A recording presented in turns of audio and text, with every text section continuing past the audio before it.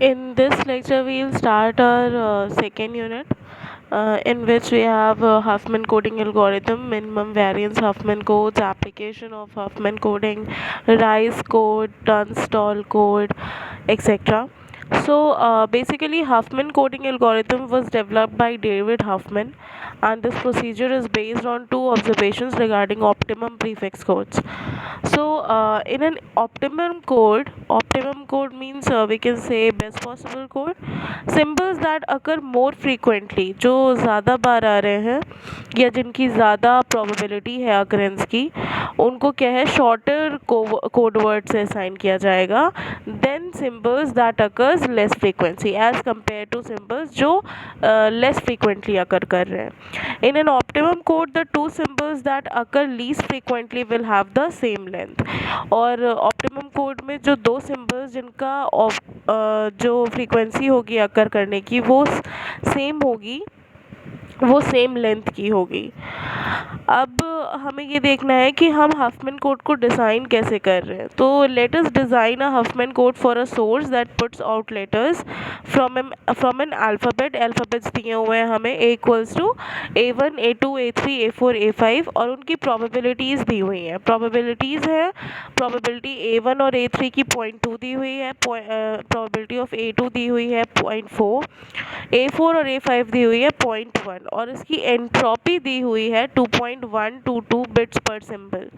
ठीक है, एंट्रोपी निकालना आप लोगों को पता है, जो फॉर्मूला होता था उससे हम निकालते हैं H=- sigma PAI log base B PAI. ठीक है, तो उससे हम एंट्रोपी का फॉर्मूला निकालते हैं, एंट्रोपी कैलकुलेट करते हैं और इसी में ऑलरेडी कैलकुलेटर दी हुई है हमें एंट्रोपी. तो सबसे पहले हमें क्या करना है, जो हमें प्रोबेबिलिटीज़ दी हुई हैं हमें उन्हें डिसेंडिंग ऑर्डर में उसको अरेंज करना है. तो सबसे पहले हमारी प्रोबेबिलिटी आ जाएगी A2 की प्रोबेबिलिटी क्या है 0.4, उसको एक कोड वर्ड असाइन कर देंगे दैट इज़ C ब्रैकेट में A2. ठीक है, similarly A1 A3 A4 A5 के लिए भी करेंगे. उसके बाद जो दो सिंबल्स हमारे सबसे लीस्ट प्रोबेबिलिटी के हैं, आप देख सकते हैं लीस्ट प्रोबेबिलिटी A4 और A5 की है, सबसे पहले हम उनको लेके चलेंगे. तो the two symbols with the lowest probability are A4 and A5, therefore we can assign their code words as. सबसे पहले हम छोटी प्रोबेबिलिटीज़ को लेके चलेंगे, दो प्रोबेबिलिटीज़ हमें लेके चलनी है और उनके कोड वर्ड्स असाइन करने हैं. कोड वर्ड्स कैसे असाइन होंगे, CA4 = अल्फ़ा 1 हमने मान लिया है कोई बाइनरी स्ट्रिंग है, इनटू नहीं है, एक्चुअल में कॉन्कैटिनेशन का साइन है. और हम इसको कोड वर्ड्स किससे असाइन करेंगे, 0 या 1 से. इसमें जो भी बाइनरी स्ट्रिंग है, बाइनरी स्ट्रिंग क्यों ले रहे हैं, क्योंकि हमें 0 या 1 ही असाइन करना है. तो अल्फ़ा 1 × 0 और CA5 को हमने क्या किया, alpha 1 × 1, where alpha 1 is binary string and star is the concatenation. So now अब हमारे पास क्या हो गया, A' = A1 A2 A3 और A4', वेयर A4' हमारा कंपोजिट है A4 और A5 का. मतलब पहले जो हमारी प्रोबेबिलिटीज़ थी वो क्या थी, A2 A1 A3 A4 A5. अब हमारी प्रोबेबिलिटीज़ क्या है, A1 A2 A3 और A4' हमारा A4 और A5 का कॉम्बिनेशन है, कंपोजिट है. तभी हमने देखिए इसीलिए लिखा है सो probability of A4' is equals to probability of A4 plus probability of A5. तो दोनों की probabilities अगर हम ऐड करेंगे तो क्या आ जाएगा, 0.1 plus 0.1 0.2 आ जाएगा. अब हमारे पास reduced 4 alphabet letter probability code words क्या है, A2 0.4, कोड वर्ड क्या है CA2, A1 0.2, कोड वर्ड क्या है CA1, सिमिलरली A3 का. अब और हमारा A4 और A5 की जगह पे क्या आ गया, A4' आ गया, उसकी प्रोबेबिलिटी क्या है 0.2 और उसका कोड वर्ड क्या है अल्फ़ा 1, क्योंकि हमने अल्फ़ा 1 बाइनरी स्ट्रिंग ली थी.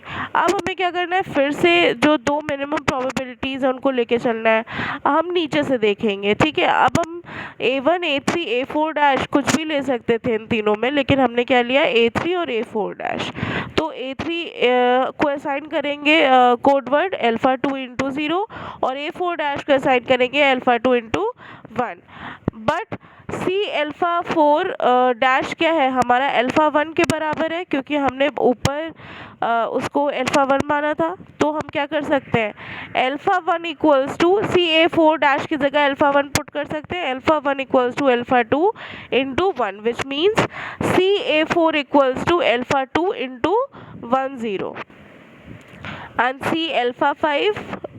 CA5 equals to alpha2 into 1 1।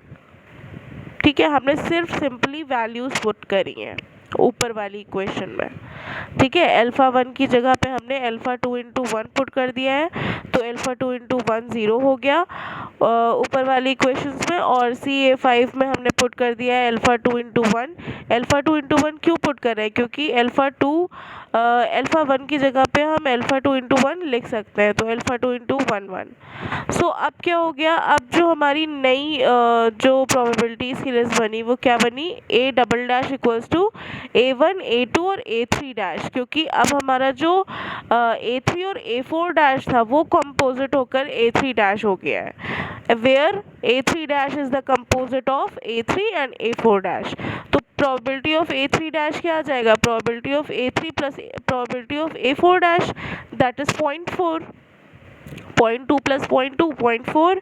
तो अब जो हमारे पास रिड्यूस्ड 3 लेटर अल्फ़ाबेट आए वो क्या है, A2 0.4 probability, A3 dash 0.4 probability और A1 हमारा 0.2। ठीक है, उसके कोड वर्ड्स असाइन है CA2 alpha2 और CA1। नाउ अब हम फिर से दो मिनिमम प्रोबेबिलिटीज़ को लेके चलेंगे, तो 0.4 और 0.2 लेके चलेंगे, दैट इज A3 डैश और A1। So CA3 dash equals to alpha3 into 0 और CA1 equals to alpha3 into 1, where but जो CA3 डैश है वो हमारा alpha2 के बराबर है, अगर हम पिछली वाली इक्वेशन में देखें तो। ठीक है, तो C alpha3 डैश हमारा क्या है, alpha2 के बराबर है, तो हमने क्या किया, alpha2 पुट कर दिया इसकी जगह पे, और alpha2 क्या हो गया, alpha2 equals to alpha3 into 0। अब इसका क्या मतलब है, जो प्रीवियस इक्वेशंस है वो भी चेंज हो जाएंगी, जैसे कि CA3 क्या हो जाएगा, alpha2 इंटू 0 0, CA4 हो जाएगा alpha3 इंटू 0 1 0 और CA5 क्या हो जाएगा, alpha3 इंटू 0 1 1। सो अब हमारे पास जो रिड्यूस लेटर आया वो क्या आया, A triple dash equals to A3 triple dash comma A2, where A3 double dash is equals to composite of A3 dash and A1।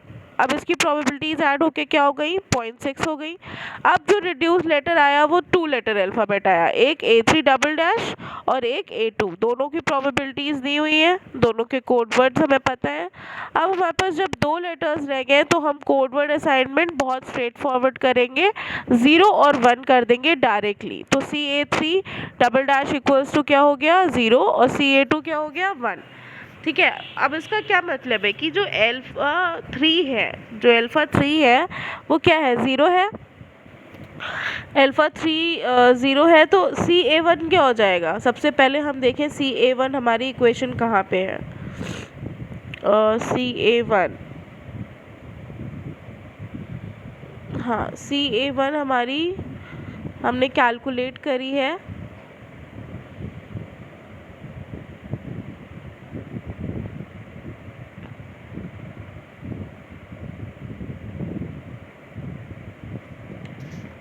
CA1 हो जाएगी हमारी 0 1, CA3 हो जाएगी हमारी 0 0 0, क्योंकि हम इसमें इक्वेशन में पुट करेंगे, तो CA3 हमारी alpha3 की जगह अगर हम 0 पुट करें तो 0 0 0, CA4 में alpha3 की वैल्यू पुट करें 0 तो 0 0 1 0 और CA5 में पुट करें तो 0 0 1 1।